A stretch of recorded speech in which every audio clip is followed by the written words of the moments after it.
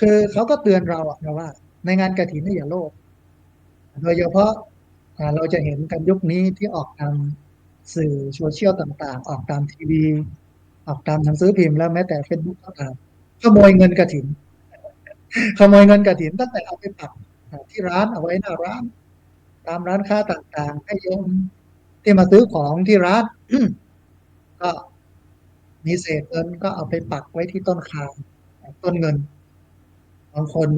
โลภก็ไปขโมยอย่างนี้เป็นต้นมีบางพื้นที่ที่ต้องมีส่วนแบ่งนะมีผู้ใหญ่บ้านมีอสมมีโน่นนี่นั่นแม่บ้านก็ต้องแบ่งให้เขาอะไรเงี้ยที่ตรงจระเข้ติดเนี่ยเราก็ต้องคิดถึงว่าเงินเหล่านี้ทั้งหมดเป็นเงินของศาสนาเอาไว้ทำรูปบำรุงพุทธศาสนาสร้างสิ่งศาสนวัตถุต่างๆที่มันจำเป็นต่อพระพุทธศาสนาอย่าโลภเอาเป็นของตนเองนะฮะอันนี้เป็นต้นอันนี้ไม่พูดถึงเรื่องความโลภพยายามต้องลด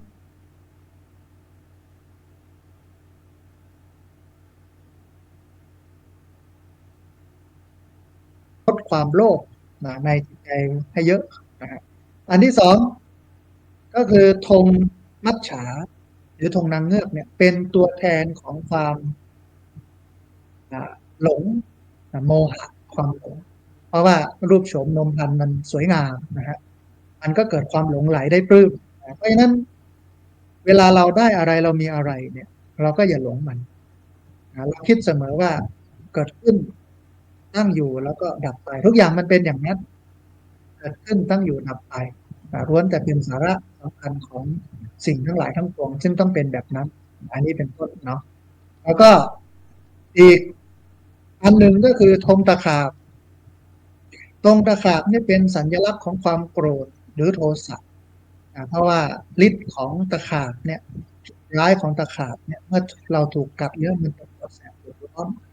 มันพูดถึงเรื่องความโกรธเพราะฉะนั้นพยายามต้องรักษาใจของเราไม่ให้ความโกรธเข้าครอบงำมันกระทบจิตใจเวลาทำบุญกฐินทานอย่าให้โกรธอาตมาก็มีข้อสังเกตว่างานกฐินทานงานไหนที่มีการเลี้ยงเหล้ามีการดื่มเหล้าหรือแม้แต่ไม่ได้ดื่มในวัด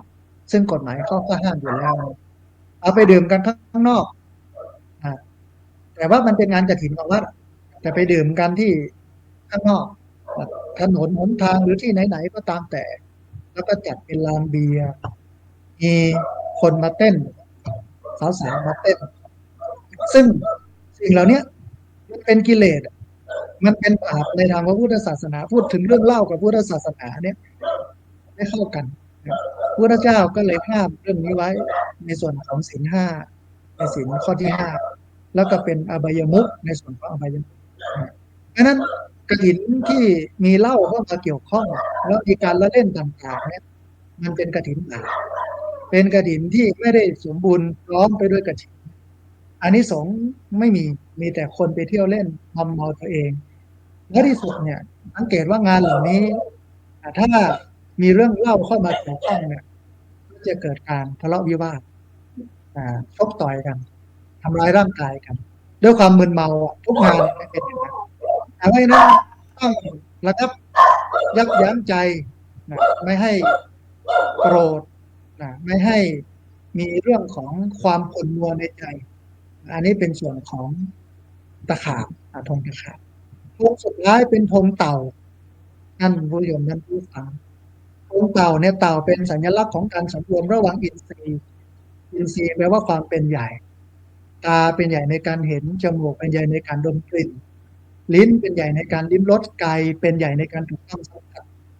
จิตใจเป็นใหญ่ในการนึกคิดเพราะฉะนั้นเราถ้าหากว่าเรากลัวกิเลสมากัดเราเหมือนสุนัขกัดเต่าเนี่ยต้องหุบอวัยวะน้อยใหญ่เช่นหัวแข้งขาและหางเนี่ยเข้าไปในกระดองให้มากคือเต่าเนี่ยมันก็หมายถึงสติพยายามมีสติในการเห็นในการดูการฟังในการดมกลิ่นในการลิ้มรสในการถูกต้องสัมผัสนึกคิดทั้งหมดเมื่อได้อย่างนี้แล้วเนี่ยเราก็จะเป็นบุญของเราเราก็จะไม่ทุกข์เราก็จะเป็นสุขเพราะว่ากิเลสมันกัดเราไม่ได้นะ นั่นแสดงว่างานกฐินเนี่ยเขาให้เราละความโลภเพราะการถวายทานสาระสำคัญของการให้การถวายเนี่ยไม่ว่าจะเป็นสิ่งของก็ตามอะไรก็ตามมันเป็นไปเพื่อสละความโลภความตนีทีเหนียวความเห็นแก่ตัวของเราให้ออกไปอันนี้อันแรกอันที่สองสละความโกรธความขัดข้องขุ่นมัวกระจายความปฏิฆะขุ่นเคืองในใจให้ออกไป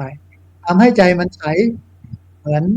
คนโบราณเขาบอกว่าใจใสเป็นบุญใจขุ่นเป็นบาปใจใสเป็นใจขุ่นเป็นบาปอย่างนี้เป็นต้นแล้วก็อีกอันหนึ่งคือสละความหลงความมัวเมาเมื่อเรารู้ว่าเรารู้ตัวว่าเราหลงเรารู้ตัวว่าเรามัวเมาอยู่กับสิ่งใดสิ่งหนึ่งต้องถอนตัวออกคนที่จะรู้ได้ก็ต้องเป็นคนที่มีสติสำรวมระวังตาหูจมูกลิ้นกายใจแล้วก็ธงสุดท้ายก็คือธงเต่าก็คือเรื่องของการสำรวมระวังอินทรีย์อันนี้เป็นธงสี่ชนิด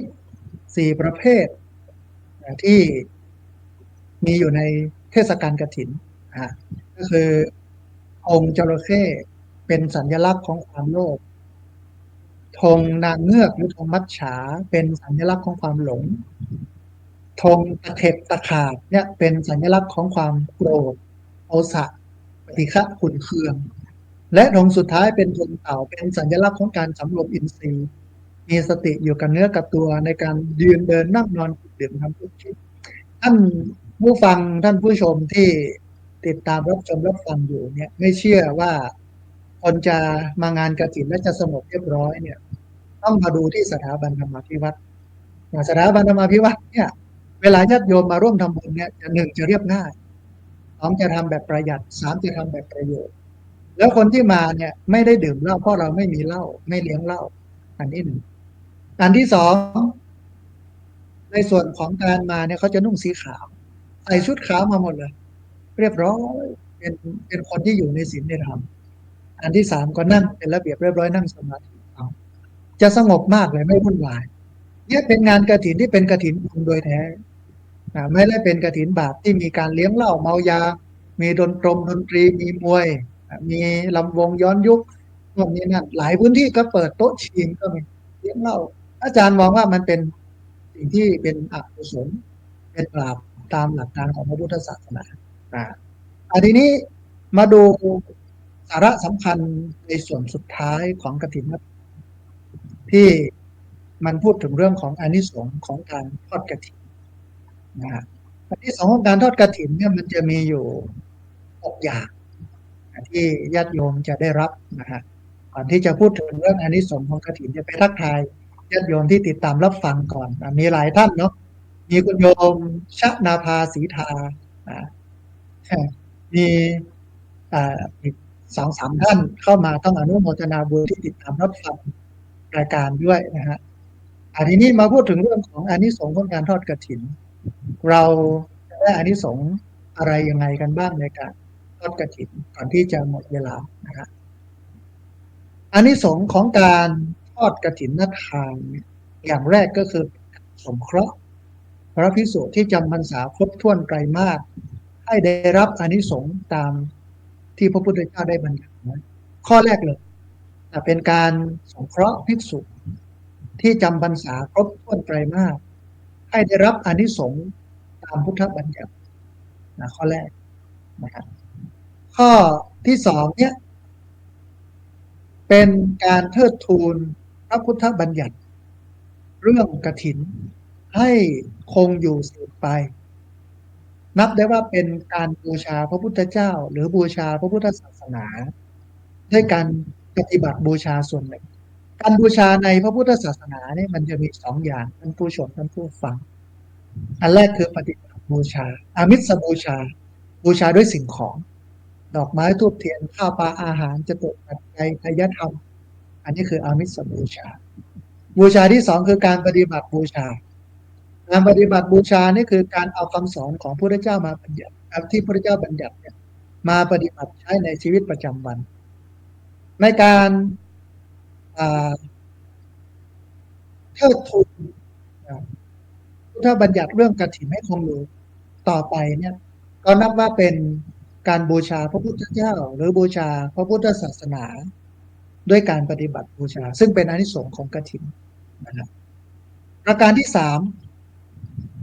เป็นการสืบต่อประเพณีกฐินทานท่านผู้ชมท่านผู้ฟังไม่ให้เสื่อมสลายไปจากวัฒนธรรมของประเพณีของไทยซึ่งบรรพบุรุษเนี่ยได้สืบทอดสืบต่อกันมาไม่ขาดสายซึ่งพุทธศาสนาเข้ามาในประเทศไทยก็หลายปีหลายพันปีนะฮะมาจนถึงวันนี้นี่แสดงว่าเราเก่งมากที่ยังรักษาพุทธศาสนาให้คงอยู่โดยเฉพาะวัฒนธรรมประเพณีต่างๆเพราะวัฒนธรรมประเพณีเนี่ยหลายพื้นที่มันก็แตกต่างกันสาระสำคัญมันก็มีเหมือนกันก็คือเรื่องของการถวายพระสงฆ์ได้ใช้อันนี้คือสาระสำคัญแต่มันก็แตกต่างกันตามบริบทของพื้นที่บริบทของสังคมนะฮะอันนี้อ่าอันหนึ่งนะฮะข้อที่สี่การทอดกฐินเนี่ยเป็นการถวายทานโดยไม่เจาะจงบุคคลโดยเฉพาะแต่ถวายแก่หมู่สงฆ์เป็นส่วนรวม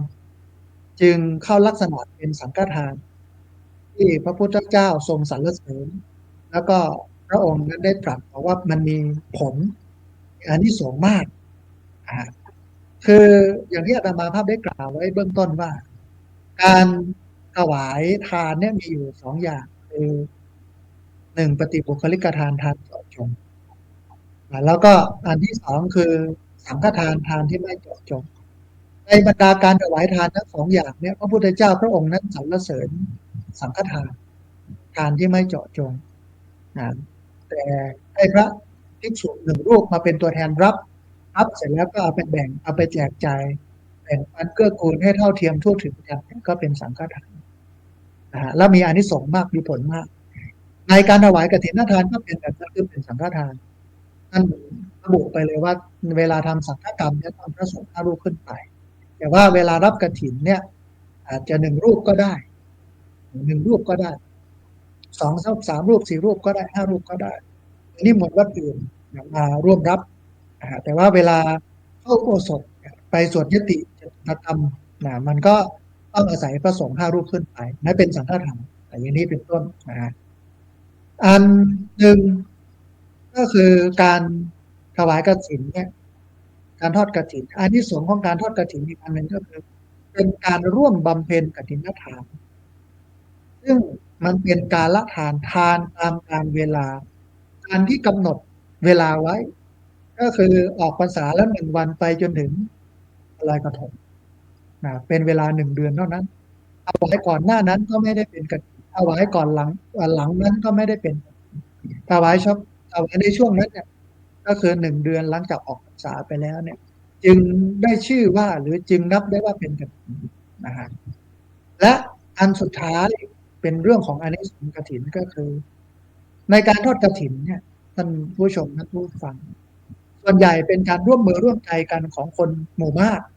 เพราะกฐินทานเนี่ยคนจำนวนน้อยเนี่ยทำไม่ได้ต้องอาศัยคนหมู่มากถึงจะทำได้ต้องรวมพลังกันมันเป็นเรื่องของการเกื้อกูลให้คนสามัคคีกันภาษาเหนือ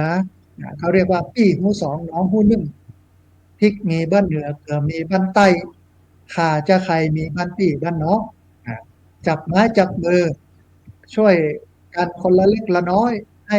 งานกฐินทานนั้นมันสำเร็จเสร็จสิ้นไปได้ด้วยดีมันก็เป็นการเกื้อกูลส่งเสริมให้คนนั้นเกิดความสมัครสมานสามัคคีซึ่งยุคนี้ต้องใช้ความสามัคคีเป็นส่วนมากเพราะว่าสังคมเรานี่มันเกิดการแตกแยกเยอะนะครับแตกแยกในเชิงความคิดแตกแยกในเชิงชนชั้นแตกแยกในเชิงของการศึกษาแตกแยกในเชิงของเพศของวัยนะซึ่งยุคนี้สมัยนี้ผู้สูงอายุก็มากขึ้นนะเป็นสังคมผู้สูงวัยนะมันแตกแยกกันเยอะแล้วเวลาเรามาทำกิจกรรมร่วมกันอย่างด้วยความสมัครสมานสามัคคีเนี่ยอยู่บนฐานของพุทธธรรมเนี่ยมันก็ทำให้เกิดความรักกันขึ้นมาเกิดความสมานกลมเกลียวซึ่งกันและกันอันนี้ก็เป็นเรื่องของกฐินทานที่เอามาพูดคุยกันให้กับท่านผู้ชมท่านผู้ฟังในรายการธรรมาภิวัตน์ซึ่งออกอากาศผ่านทาง YouTube ทางเพจของธรรมะเป็นทีมซึ่งจะออกทุกวันพฤหัสบดีในช่วงเวลา2 ทุ่ม ไปจนถึง3 ทุ่มตั้งแต่นี้เป็นต้นไปทุกวันพฤหัสบดีเราอาจจะได้มาเจอกันตลอดเวลาในช่วงเวลานี้นะฮะแต่ว่าเดี๋ยวช่วงอื่นๆเนี่ยถ้าจะมีภิกษุครูบาอาจารย์พระคุณเจ้ารูปไหนจะมาร่วมออกด้วยกันก็จะกราบนิมนต์ให้พระคุณเจ้าได้มาร่วมกันออกความคิดเห็นนะให้ชี้แนะชี้นำญาติโยมไปสู่ทางที่มันเป็นกุศลนะพุทธศาสนาเนี่ยมีหลักการอย่างหนึ่งท่านผู้ชมท่านผู้ฟังก็คือว่า เราจะเกิดสัมมาทิฏฐิคือความคิดเห็นที่มันถูกต้องดีงามได้เนี่ยมันต้องอาศัยกัลยาณมิตรอาศัยมิตรที่ดีพระพุทธเจ้าเรียกกัลยาณมิตรนี่ว่าบอกว่าเป็นภพชีวิตอันประเสริฐชีวิตที่มันเป็นพรหมจรรย์เนี่ยกัลยาณมิตรนี่สำคัญที่สุดกัลยาณมิตรเป็นที่สุดของพรหมจรรย์พระพุทธเจ้าได้ตรัสไว้เช่นนั้นแล้วกัลยาณมิตรเนี่ยก็เป็นองค์ประกอบหนึ่งที่จะทำให้เราเกิดสัมมาทิฏฐิคือความคิดเห็นที่มันถูกต้อง คนจะเกิดความคิดเห็นที่มันถูกต้องได้เนี่ยมันต้องอาศัยสัมมาทิฏฐิมันต้องอาศัย2 อย่างคือ1ปรตโตโคสะเสียงจากกัลยาณมิตรการแนะนำพร่ำสอนจากกัลยาณมิตร2โยนิโสมนสิการการคิดการพิจารณาโดยแยบคายของเราเองทั้ง2 อย่างเนี้ยเมื่อครบพร้อมกันเมื่อถึงกันแล้วเนี่ยก็จะสร้างให้เกิดสัมมาทิฏฐิคือความคิดเห็นที่มันต้องดีงามขึ้นมาในสังคมในตัวเรานะฮะ ก็ประชาสัมพันธ์กับท่านผู้ชมท่านผู้ฟังอีกครั้งหนึ่งในช่วงท้ายรายการเหลือเวลาอีกประมาณ2 นาทีนะครับจะจบรายการในวันที่13พฤศจิกายนพุทธศักราช2566ที่จะถึงนี้ที่พักสงฆ์สถาบันธรรมาภิวัตรบ้านศพเถิมตำบลศพป้าอำเภอแม่เมาะจังหวัดลำปางจะจัดให้มีการทอดกฐินทานเพื่อนำปัจจัยบริวารนั้นสมทบทุน จัดซื้อที่ดินถวายไว้ในพระพุทธศาสนาเพราะฉะนั้นท่านไหนสนใจก็เจริญพรท่านไหนจะมาร่วมออกโรงทานเอาอาหารมาเลี้ยงผู้คนซึ่งก็คิดว่าน่าจะ1,000 คนขึ้นไปเพราะคนเยอะนะเป็นพันเพราะว่าญาติโยมที่มาร่วมทำบุญเนี่ยมาจากน้องที่ติดตามรับฟังสถานีวิทยุในเครือข่ายสถานีวิทยุคลื่นสีขาวเพื่อชาวประชาซึ่งก็มีอยู่หลายคลื่นหลายสถานีหลายจังหวัดโดยเฉพาะทางจังหวัดภาคเหนือตอนบนเช่นเชียงใหม่ลำพูนลำปางแพร่น่านพะเยาเชียงรายและแม่ฮ่องสอนนะฮะแล้วก็รายการธรรมะเป็นดินตลอดจนถึงรายการของคลื่นสีขาวเนี่ยออกอากาศผ่านทาง Facebook Live ซึ่งเป็นไลฟ์สดด้วยนะฮะเพราะฉะนั้นก็ขอเรียนเจริญผู้ชมท่านผู้ฟังได้ไปร่วมทำบุญกันในวันที่13พฤศจิกายนพุทธศักราช2566นะเอาละวันนี้เหลือบแลดูเวลาของรายการธรรมาภิวัตรซึ่งเป็นรายการธรรมะทีวีออนไลน์ของช่องธรรมะเป็นทีมก็หมดเวลาแล้วต้องกราบขอบพระคุณครูบาอาจารย์พระเถรานุเถระครูบาสังฆะที่เคารพอย่างสูงทุกรูปที่ร่วมกันออกอากาศเอาธรรมะสาระดีๆอย่างนี้มาให้ท่านผู้ชมท่านผู้ฟังได้ติดตามรับชมรับฟังทุกรายการทุกรูปต้องอนุโมทนาบุญกับญาติโยมที่ติดตามรับฟังและที่สำคัญที่สุดญาติโยมที่ฟังแล้วคอมเมนต์กดไลค์และคอมเมนต์ซึ่งก็มีอยู่หลายท่านหลายคนได้เอ่ยนามไปแล้วบ้างแล้วก็ไม่ได้เอ่ยนามไปท่านสุดท้ายนี่มีคุณโยมปะพาดาสายก้อนนะท่านสุดท้ายนะฮะที่มาไลค์ก็คอมเมนต์แสดงความคิดเห็นกันเราจะเจอกันอีกครั้งหนึ่งในวันพฤหัสบดีครั้งต่อไปตั้งแต่เวลา20:00ไปจนถึง3:00ผ่านทางเพจธรรมะเป็นทีมแล้วก็ทาง YouTube ของเพจธรรมะเป็นทีมแล้วก็เพจของสถาบันธรรมาภิวัตรแล้วก็หน้าเฟซของอาตมาภาพพระสาธิตธิระปัญโยวันนี้อาตมาภาพพระสาธิตธิระปัญโยผู้ดำเนินรายการธรรมาภิวัตรต้องนำเอารายการธรรมาภิวัตรนี้จากลาท่านผู้ฟังทั้งหลายไปก่อนสัพพะพุทธานุภาเวนะด้วยเดชะอนุภาพของพระพุทธเจ้าสัพพะธรรมานุภาเวนะด้วยเดชะอนุภาพของพระธรรมเจ้าสัพพะสังฆานุภาเวนะด้วยเดชะอนุภาพของพระสังฆเจ้าสั สัทธาสุธีพระวันตุเตขอความสุขความเจริญในธรรมจงบังเกิดมีแด่บรรดาศรัทธาสาธุชนทุกคนทุกท่านตลอดกาลเป็นนิจเทินเจริญพร